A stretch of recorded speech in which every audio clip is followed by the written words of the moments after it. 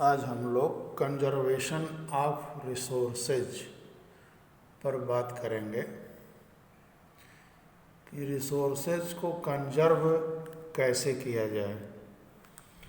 इस विषय पर विचार करना पड़ेगा। Resources are visual for any development activity, ये हम सबको पता है। But irrational consumption and over utilization of resources may lead to socio-economic and environmental problems. To overcome these problems,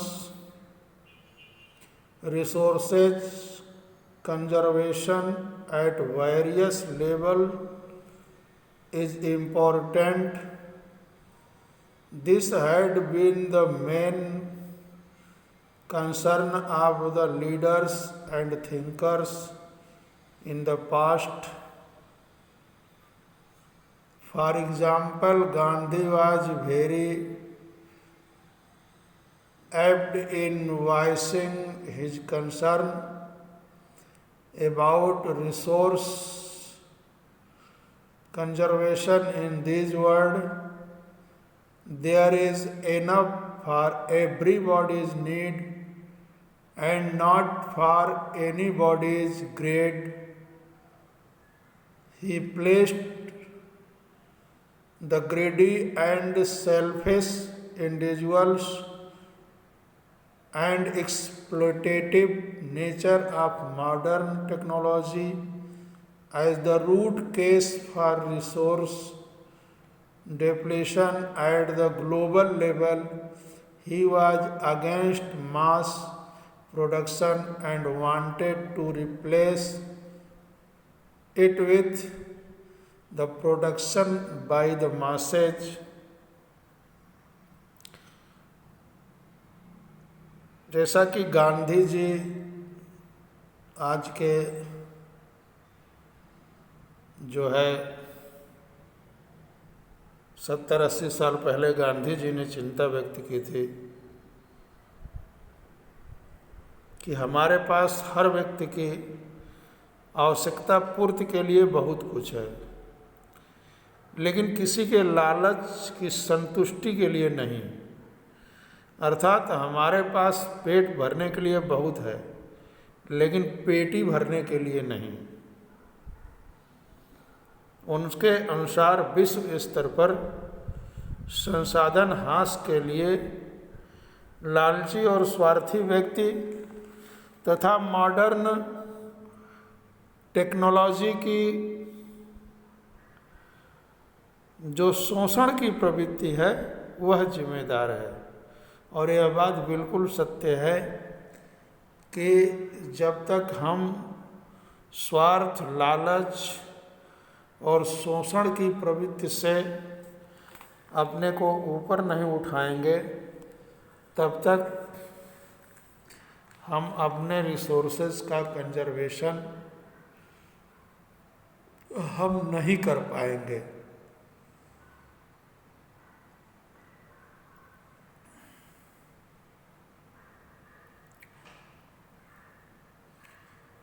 Land resources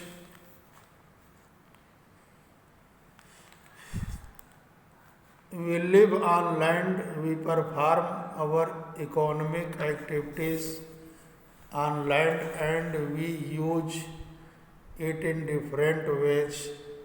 Thus, land is a natural resource of utmost importance. He supports natural vegetation, wildlife, human life, economic activities, transport and communication system. However, land is an asset of a finite magnitude. Therefore, it is important to use the available land for various purpose with careful planning।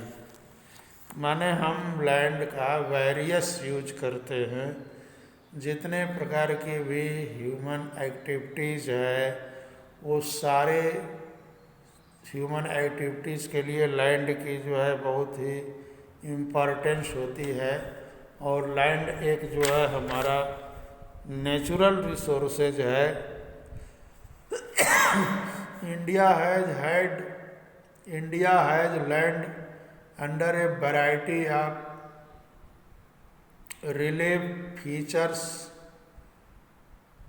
Namely mountain, plateau, plains and Iceland.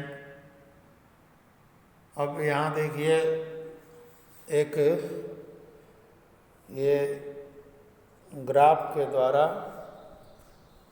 पूरे भारतवर्ष में कितना क्या चीज़ है उसको यहाँ पर दिखाया है। ये जो पूरी एरिया है ये 43%, ये 43% जो है ये जिस कलर में है ये प्लेन है, ये जो है 27% एक प्लेटू है और 30% ये माउंटेन एरिया है इंडिया में।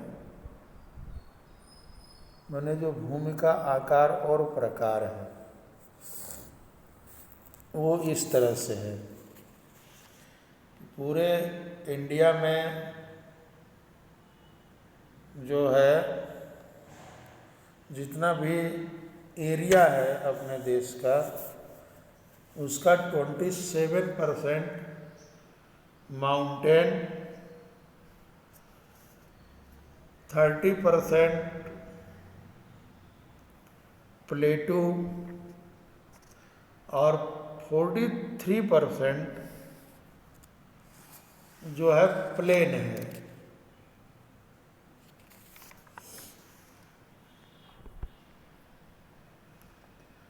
लैंड यूटिलाइजेशन,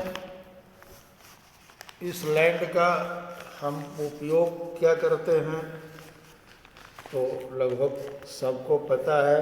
एक बार इसको देख लें। फर्स्ट, फॉरेस्ट, लैंड का यूज फॉरेस्ट के लिए। Second, land not available for cultivation, ऐसी भी भूमि है जो कल्टीवेशन के लिए उपयुक्त नहीं होती है, जैसे बैरन एंड वास्ट लैंड। दूसरा, land put non agricultural use, for example building, road, factory, it's.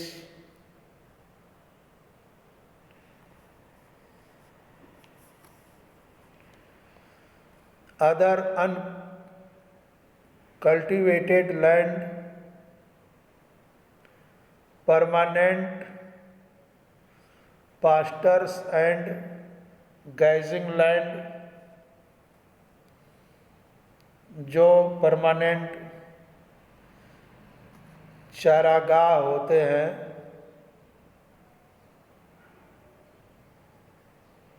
वो भी, वहाँ भी कृषि कार्य नहीं होता है।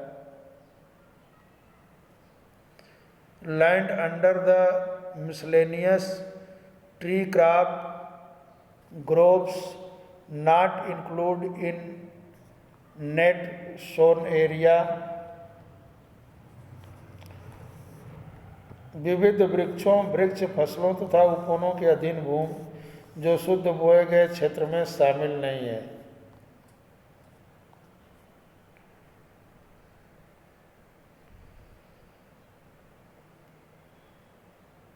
Culturable vast land left uncultivated for more than 5 agriculture year. कृषि योग्य बंजर भूमि जहाँ से 5 से अधिक वर्षों से खेती न की गई हो। फॉलोलैंड्स मीन्स परती भूमि जिसको आप कहते हैं। Current follow left without cultivation for 1 or less than 1 agriculture year. 1 वर्ष तक की अवधि के लिए जो भूमि छोड़ दी जाती है उसके बाद कृषि की जाती है, उसको जो है करेंट फॉलो लैंड के नाम से जानते हैं। Other than current flow left uncultivated for the past 1 to 5 agriculture years. और दूसरी परती भूमि उसे होती है जो 1 से 5 वर्ष तक जहाँ खेती न की जाए छोड़ दिया जाए। नेट सोन एरिया मतलब जहाँ पर कृषि कार्य होता है, शुद्ध बोया गया क्षेत्र जिसे कहते हैं, net sown area. Area sown more than once in an agricultural year plus net sown area is known as gross cropped area, जिसे हम ग्रास क्रॉप्ड एरिया के नाम से भी जानते हैं, रूप में जानते हैं। Land use pattern in India. India में लैंड यूज का क्या पैटर्न है?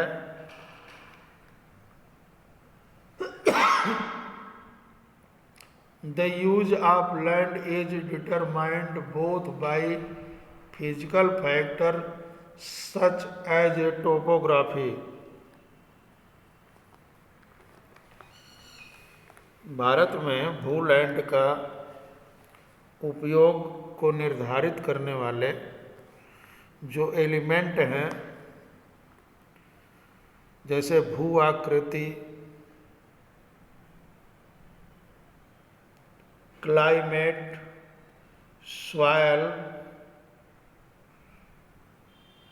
Types as well as human factors such as population density, technology, capability and culture and tradition its।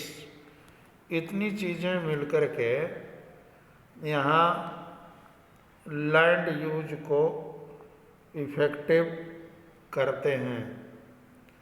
हमको पता है कि total geographical area of India is 3.28 million square meter।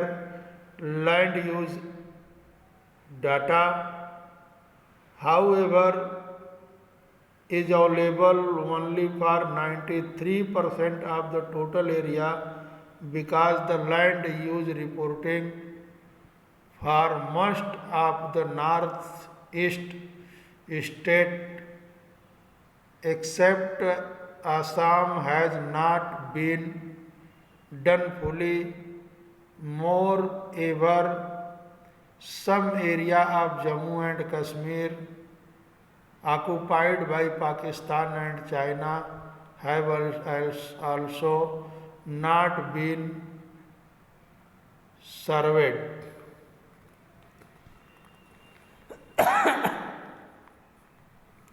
कह रहा है कि 3.28 मिलियन स्क्वायर किलोमीटर की एरिया में 93% भाग के ही यूज के डेटा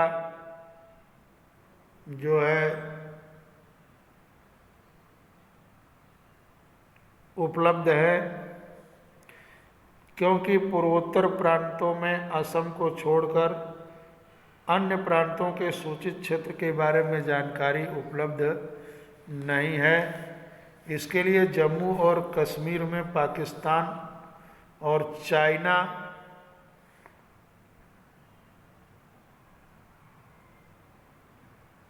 ऑक्युपाइड एरिया के भूमि उपयोग का सर्वेक्षण भी नहीं हो पाया।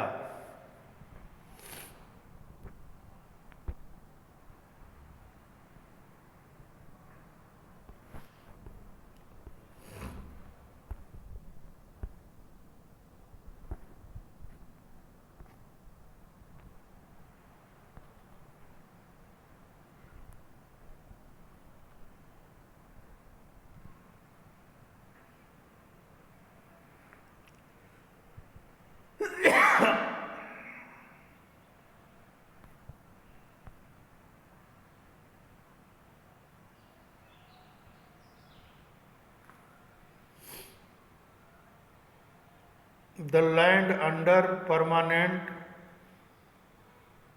pasture has also decreased. How are you able to feed our hog cattle population on this pasture land, and what are the consequences of it? Most of the other than the current fallow lands are either of poor quality or the cost of cultivation of such land is very high.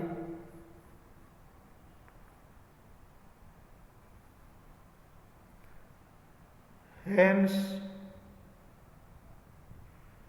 these lands are cultivated once or twice in about 2 to 3 years, and if these are included in the net sown area, then the percentage of NSA in India comes to about 54% of the total reporting area.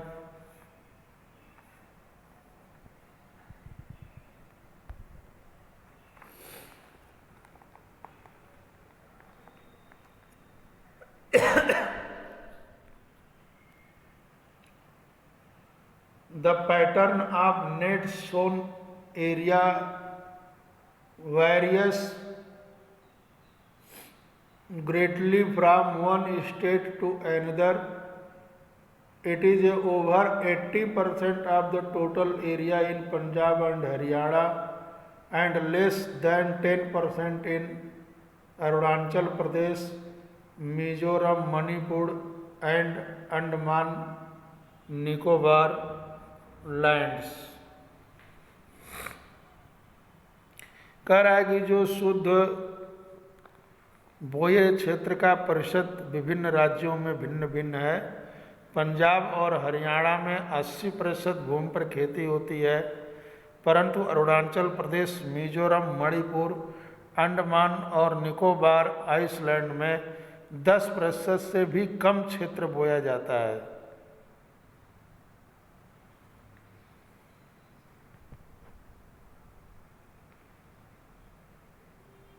Forest area in the country is far lower than the desired 33% of geographical area।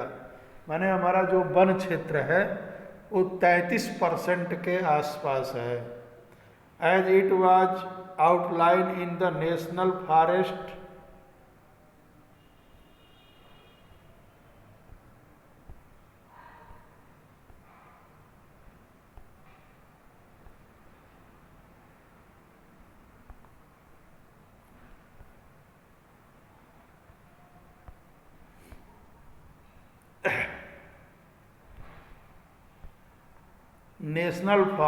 Policy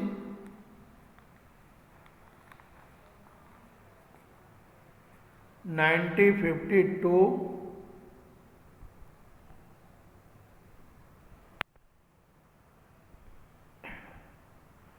it was considered essential for maintenance of the ecological balance, the livelihood of millions of people who live on the fringes of these forests depend upon it. A part of the land is termed as wasteland and land put to other non-agricultural use. Vast land includes rocky, arid and desert area and land put to other non-agricultural use includes settlements, roads, railways, industry. Its continuous use of land over a long period of time without taking appropriate measures to conserve and manage it has resulted in land degradation. This in turn has serious repercussions on society and the environment. कह रहा है कि 1952 में अपने देश में एक national forest policy बनी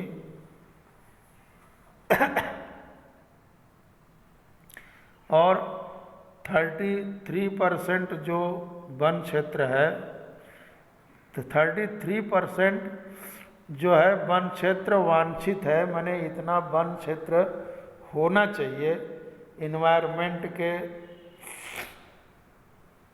जो है संतुलन के लिए, लेकिन तुलना में वन के अंतर्गत क्षेत्र काफ़ी कम है। वन नीति द्वारा निर्धारित यह सीमा इकोलॉजिकल बैलेंस बनाए रखने के लिए आवश्यक है। वन क्षेत्र के आसपास रहने वाले लाखों लोगों की आजीविका इस पर डिपेंड करती है। लैंड यूज का एक भाग बंजर भूमि और दूसरा गैर कृषि प्रयोजनों में लगाई गई भूमि कहलाता है। बंजर भूमि में पहाड़ी चट्टानें, सूखी और डेजर्ट भूमि शामिल है। गैर कृषि प्रयोजनों में लगाई गई भूमि में जो है बस्तियां, सड़कें, रेल लाइन, उद्योग इत्यादि आते हैं। लंबे समय तक लगातार भूमि संरक्षण और प्रबंधन की अवहेलना करने एवं लगातार भू उपयोग के कारण भू संसाधनों का निम्नीकरण हो रहा है। इसके कारण समाज और पर्यावरण पर गंभीर आपदा आ सकती है। इस तरह से आगे जो कंटेंट है इसको हम लोग कल चर्चा